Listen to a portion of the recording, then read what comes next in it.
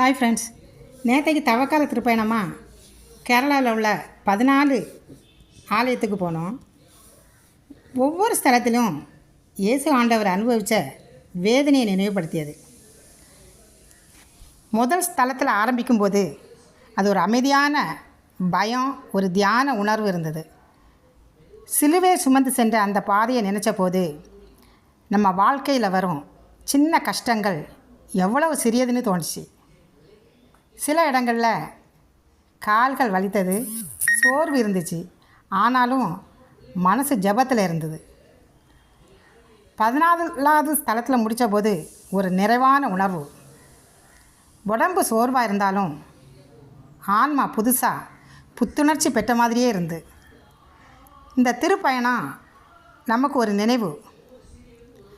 கஷ்டம் வந்தாலும் நம்பிக்கை விடக்கூடாது. சிலுவைக்கு பிறகு உயிர்த்தெழுதல் இருக்குது. இந்த அனுபவம் எங்களுக்கு ஒரு ஆசீர்வாத தருணம். சரி, இப்போ நான் டீ போட்டு பிரேக்ஃபாஸ்ட்டை முடித்தாச்சு. ரெஸ்ட் எடுக்க போகிறேன்.